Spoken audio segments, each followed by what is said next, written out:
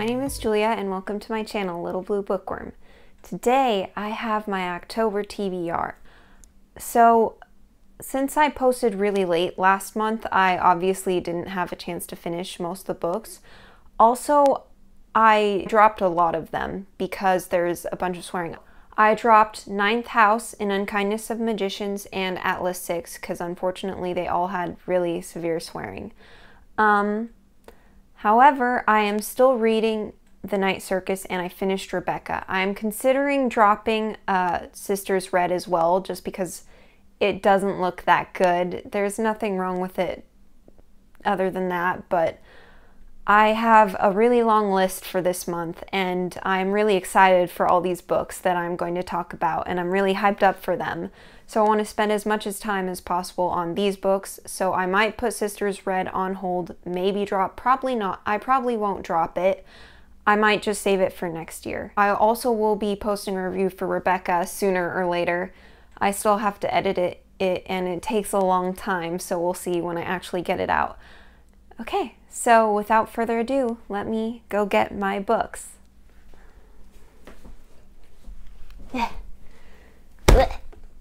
Hi! Okay, so most of these I have not really looked into because I just heard about them and I got really excited about them. So I'm going to say this at the beginning of every month when I give my TBR. These are all potential. Most of the books on my list are this time around are classics, but the newer ones may have swearing, so if they do, I will drop them. So this whole list is pretty potential. If they don't, I will try reading them. So I ordered a bunch from the library. I did not realize it was so much, and then when I was going to my shelf, I'd pull one and then I was like, oh wait, there's another one, and another one, and another one, and I was like, wow, I don't know if these will all fit in my backpack. Of course they did, but it also got me really excited, so I cannot wait to read these. The first book is Frankenstein by Mary Shelley, and this is a classic. Obviously, everybody's heard of Frankenstein. And I watched one version, I think with the version with Sandra Bonham Carter and what's his face? I'm sorry, I don't remember his name. I saw that version for Halloween, I think a couple years ago, and I enjoyed it. I thought it was interesting. I know that the book gets pretty creepy, so I will try it, but I am a scaredy cat, so I don't know if I'll be able to read all of it. It also looks pretty thin, which I wasn't expecting, so it's on my more likely finishes. Unless it's too scary, then I might give it up. But I want to try it, and it looks really fun. So yeah, that's the first one. The next book on my list is The Picture of Dorian Gray by Oscar Wilde, another classic. And this one I have heard a lot of people really enjoy, and I know that it's, for a lot of people, they read it in high school, but I never read it, and I really want to. I know it also can get really creepy. I've heard one person say she loves the language in this book, so I really want to give it a shot to read it and experience that for myself and to see whether I will like it. Again, it's pretty short, which I feel like a lot of these were a lot shorter than I thought they were, so I will hopefully be able to finish these by the end of the month. If not, for this one, I will probably carry it into November because I feel like it can also fit a November kind of read. So yeah, I am really, really looking forward to this. I know the basic premise, that it's about this guy. I kind of know the basic premise. I know that he has a portrait in his attic or something that shows what he's really like, I think it's ugly, and he himself looks beautiful or handsome, whatever, you know what I'm saying. And I'm really excited to read this one. Okay, the next book on my list is another classic, and this one is a doozy. It is Crime and Punishment by Fyodor Dostoyevsky. I butchered his name so badly, and for that I apologize. I know this was another one some people read in high school. I did not. My best friend started reading it and she loves it. She says that it's kind of like Death Note, which I have seen and love. For those of you who aren't familiar with it, it's an anime that's amazing. I feel like it's a classic. You have to watch Death Note, and I am so excited to read this.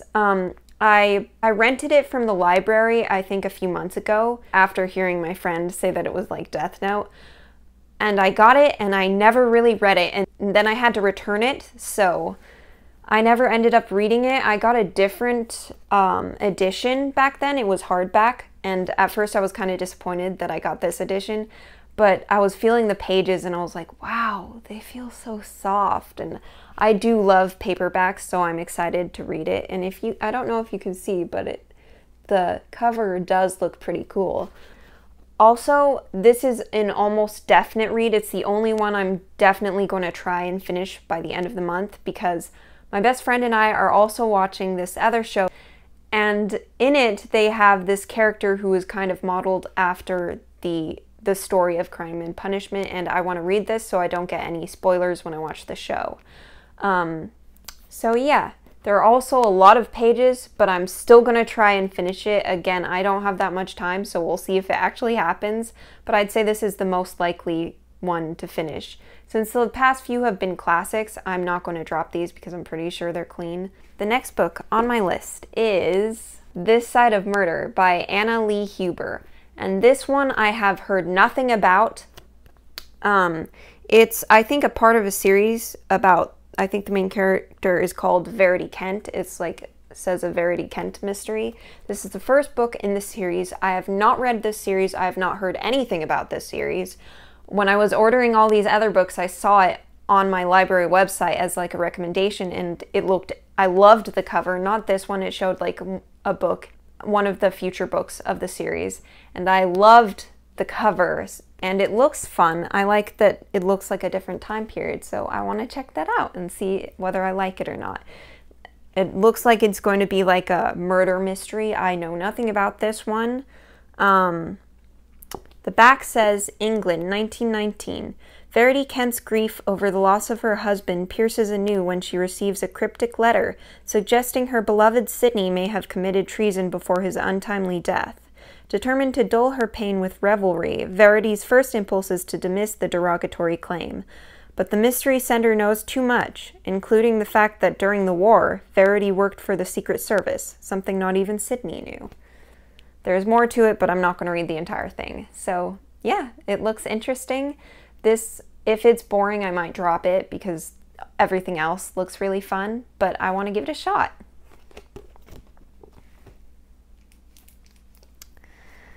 Okay, so the next book on my list is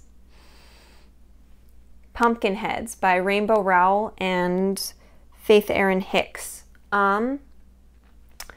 This is actually a graphic novel, and I am super excited to read this because I do not read that many graphic novels, and I've seen some of the artwork, and it just looks so cute. I love the whole fall premise. It's about these two co-workers who work at the pumpkin patch, and this is their last year together, and I don't know the boy's name, is kind of sad, but the girl is trying to be really positive, and she's going to help him make it a night to remember. They're going to do all these things at like the festival. I think there's a festival. I don't know exactly, sorry. But it just looks like so much fun and like a perfect fall book. I've heard a lot of people really like this one as well, which also makes me really excited. And I think it's a romance. Maybe. I know he likes someone. And I cannot wait to read this one. Also, the artwork looks so cute. Sorry about the glare, guys, but I just think it looks so cute and I cannot wait to read this. Okay. This went a lot faster than I thought it would, which is good, I guess. The next book on my list, I actually was not going to have this book. I was not going to read it this month because there was just so much other stuff that I wanted to do. One of the books I wanted to have on this list was Murder on the Orient Express by Agatha Christie, because I have only read And Then There Were None. I read it in high school and I loved it. And I wanted to try the most famous one. And it seems perfect for Halloween. but I could not get it from the library in time, and I have a lot to read, so I decided to just save it for next year. And instead, I was going to save this next book for later, but it's not necessarily a fall book, but I heard there's like a grimoire, which I feel like in my head that's kind of fallish, so it counts for me. The thing that sold me on this book is that somebody said there's a character who was like Howl from Howl's Moving Castle, and he even has like a familiar, I think, or something who's like Calcifer. And she absolutely loved it, and I was like, as soon as I heard that, I went to the library and I was like, I have to get this book. And this book is Sorcery of Thorns by Margaret Rogerson. Sorry. And this book, I know nothing about. From what she described, I think there's this girl who has to protect this grimoire from evil forces. I think the grimoire itself is really powerful, and she has been dedicating her whole life to practicing how to defend it from something. I'm not exactly sure what. And I know there's like I know there's a character who's also kind of evil in there in a funny kind of familiar kind of way. Again, that's pretty much all I know. So let me see, I'll read you guys the little blurb about it. All sorcerers are evil. Elizabeth has known that as long as she has known anything. Raised as a foundling in one of Ostermere's great libraries, Elizabeth has grown up among the tools of sorcery, magical grimoires that whisper on the shelves and rattle beneath iron chains. If provoked, they transform into grotesque monsters of ink and leather. She hopes to become a warden, charged with protecting the kingdom from their power. And of course, something goes wrong that I don't know about yet. And I am really looking forward to that one. This one, I honestly wasn't going to read this month. I wanted to save it for November because it just gives me November feels from the title. I know nothing about the actual book. And a lot of people, I feel like, have loved this book. And I wanted to save it for November because I have so many reads that I wanted to get to in October that suited more the Halloween kind of vibe. So I ordered it early on my library, but then it got here and I didn't realize it. And then I checked it out while I was taking all these other books from the bookshelf, and then I was like, oh, well, I'm not sure if I'll be able to renew it, which is why I might read it this month. If I am able to renew it, then I'm saving it for November. But it looked like there was a long wait list for this book, so if I can't renew it, I'm going to try and read it this month. If not, then I might wait till next year because I do have a lot of winter reads that I want to get to. Maybe I'll save it for winter, maybe not. It just feels kind of fall to me. Like, I don't know anything about it again. But this book is The Invisible Life of Addie LaRue by V.E. Schwabb. I haven't read much from V.E. Schwabb at all.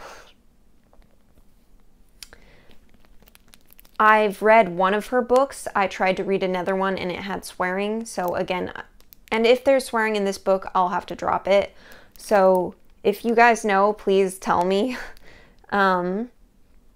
Yeah, but I've heard, I think it's about like this girl who lives for a long time and then people start to forget about her and she literally becomes invisible after they forget her. I'm not exactly sure. I really don't know. But I've heard a lot of people love this book. I think some people have said it's one of their favorites, so I'm really looking forward to reading it. So yeah, again, I don't know how that premise feels fall-ish to me, but it does. For her like middle grade and younger books, she'll write Victoria Schwabb to signify that it's like for younger viewers. Since it's V.E. Schwabb here, I'm not sure if it's completely clean, so we'll see. I love the cover as well. I feel like it's really interesting and I can't wait to read it.